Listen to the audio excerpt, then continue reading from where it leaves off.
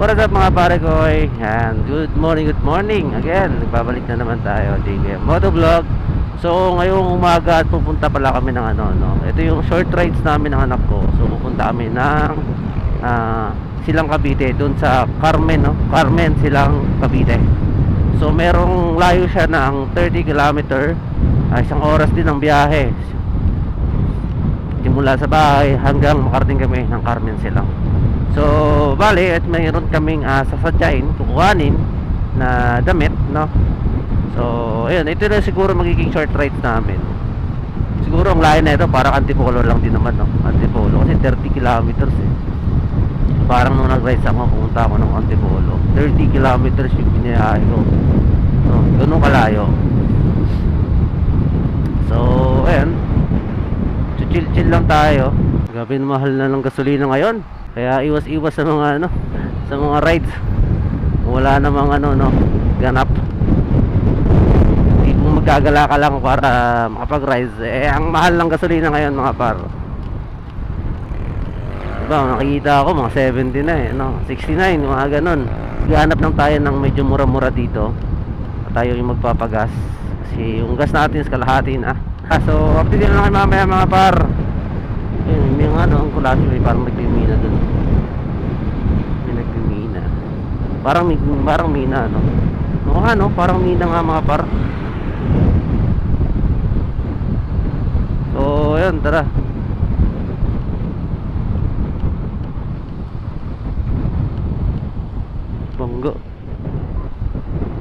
Nabangga mga par.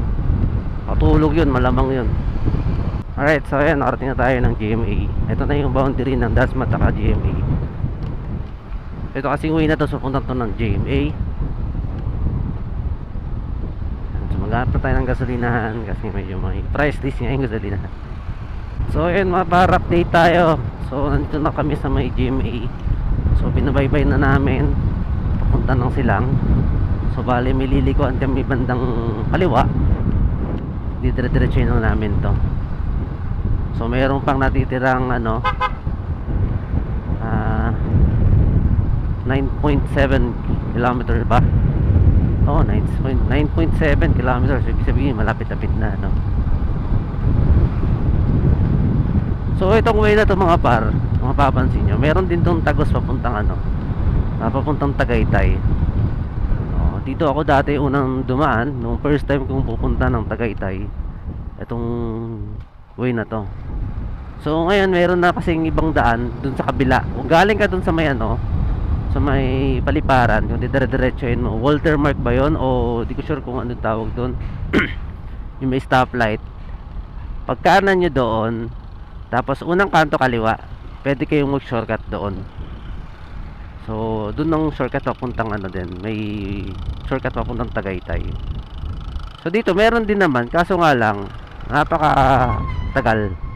Kasi gawa ng siyempre main road, maraming mga sasakyan, maraming mga tricycle, maraming mga palengke bahay-bahay, kaya tumatagal. Dito na kami liliko.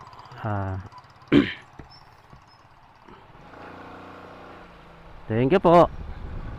Yan. So ito na yung papuntang Silang or Carmen.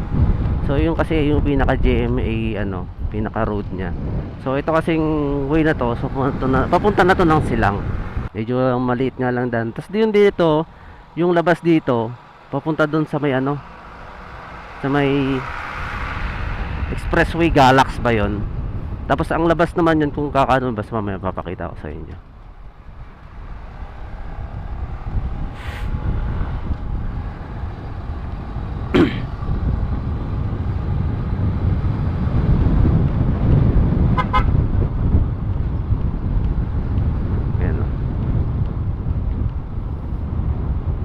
Meron na tayo dito. Ayun tayo. Dati kasi yan? Anong tinatayo dyan? Dati kasi yan, mga parang bukid, ganun. Kaya maganda dito dati. May mga palay-palayan dyan. So ngayon parang na tatayuan na siya ng ng parang yun. Kita nyo maganda, di ba? Mga bukid yan mga par. Ngayon meron na mga establishment. Ano kasi dati, mga bukid dito. Lalo pag tuwing umaga, ang presko. Ang sarap ng mga simoy ng hangin dito. At dati, no? So hindi ko na alam ngayon kasi siyempre taon-taon naman may nababago or may nagbabago.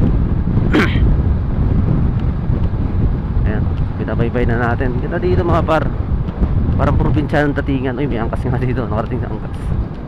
Iron Sight. Ayan.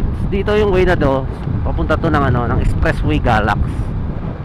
Ayan o, expressway na yan pagdating dyan. May taas banda.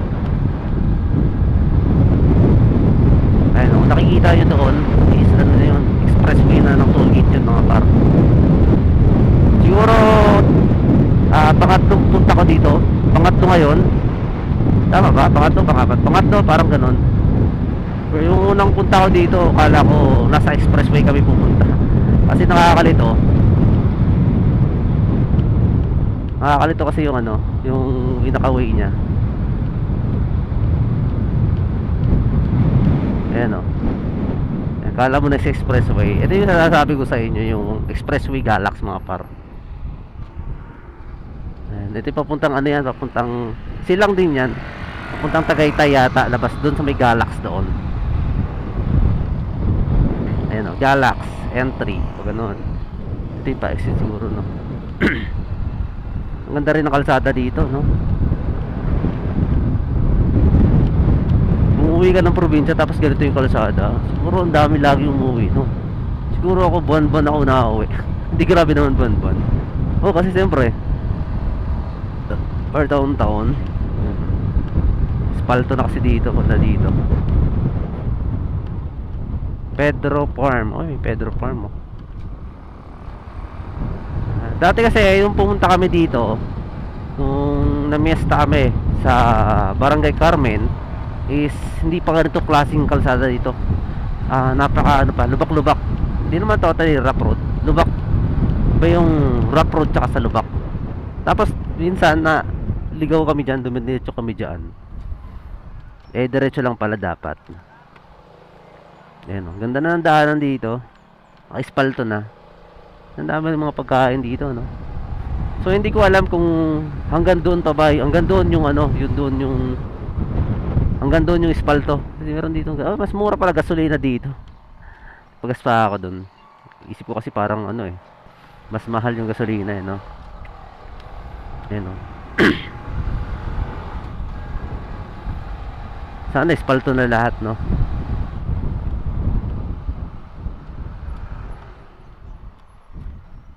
Banda na to ng ano, ng ayan, Tibig Road. So itong way na pala dinadaanan natin, Tibig Road na pala to. So meron lang tayong 5.3 kilometer. So ganito pa rin pala yung naabutan ko. So hanggang doon lang yung espalto. So hanggang dito ano na, ganito na. Yung kalsada ganun pa rin pala. So hindi pa rin pala na-espaltuhan. Yan pa rin. Manginig ka rin. Manginig pa rin. Di ba? So kailangan pag dito ka nakatira, kailangan may sarili kang ano, may sarili kang sasakyan. Di ba? Kasi hindi pwedeng riko-riko. Ayan. Pedro Farm. Siguro yung sasabing Pedro Farm, ayun yung mga pinyahan, no? Yung mga pinyahan. Ang ganda ng kalsada dito. Siguro may park din dito pag tuwing umaga, no? Lamig na rin ang hangin dito. Kasi banda na to eh, malapit na to sa ano eh, sa Tagaytay eh. So ang ilang kilometers na lang, Tagaytay na.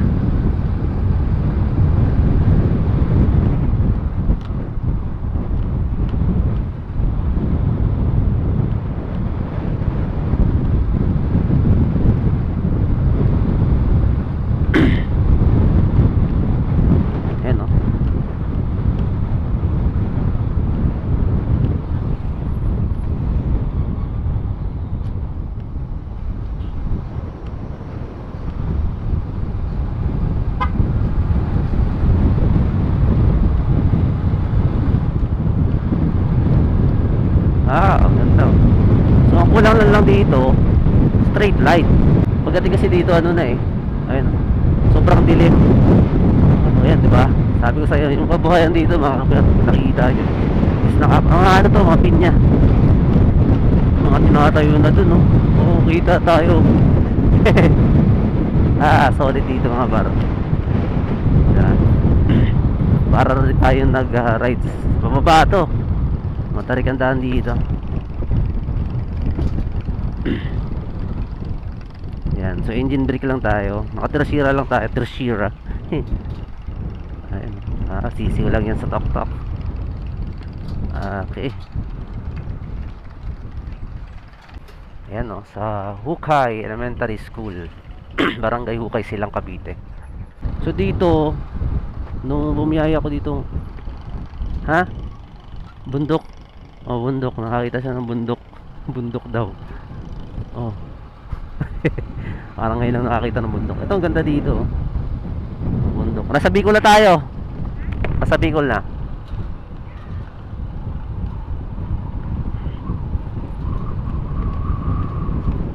Ito, dito, bumiyaya ko dito ng madaling araw. Sobrang dilim. As in talaga. Picturean kita?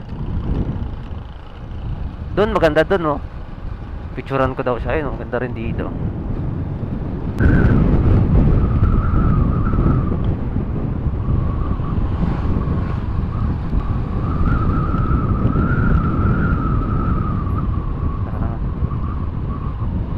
Mga malalaking truck din pala dumadaan dito.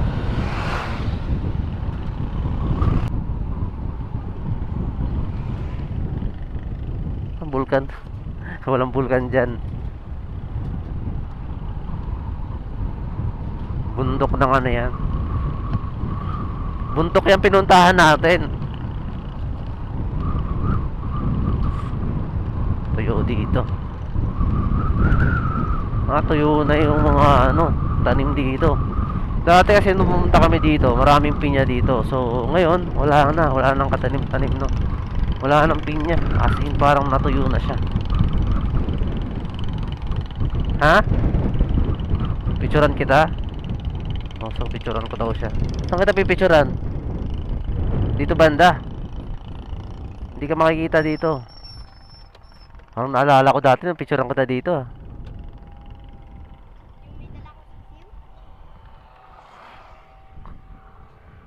Picturean. Saan kita pipicturean? Diyan? Tanggalin mo yung helmet mo. Picturean ko daw siya. Ang pangit naman ng view dyan. Wala naman magandang view eh.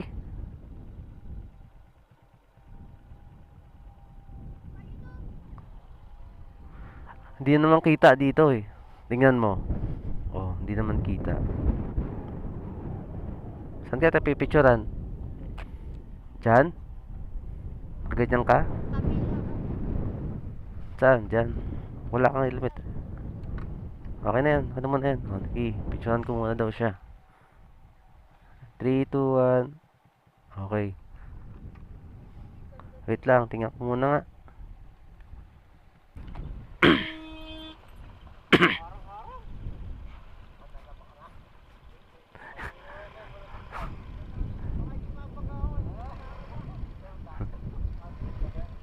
Halika na.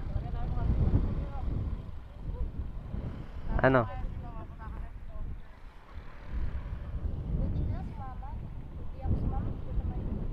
Galing ka na dito eh.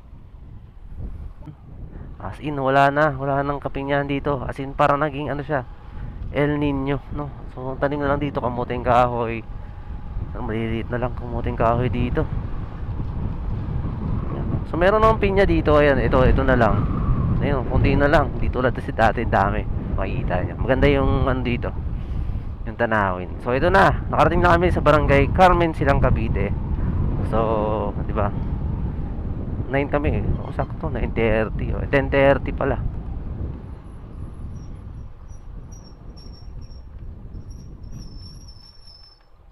Alright. So, na kami sa pinsan ng asawa ko. Oh, dito.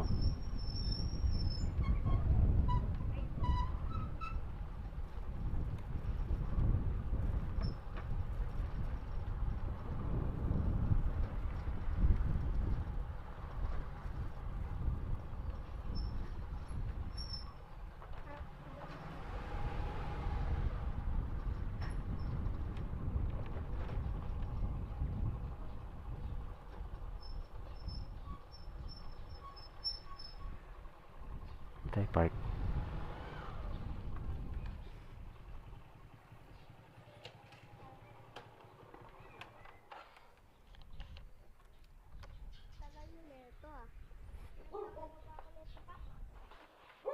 Alright, so dito na tayo.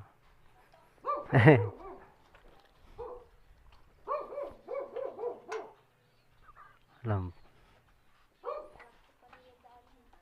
Oh.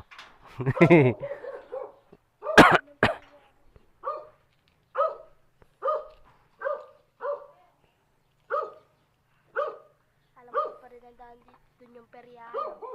Tapos dito yung school. By the way mga par, so dito na lang ako tatapusin yung vlog ko. Ayan.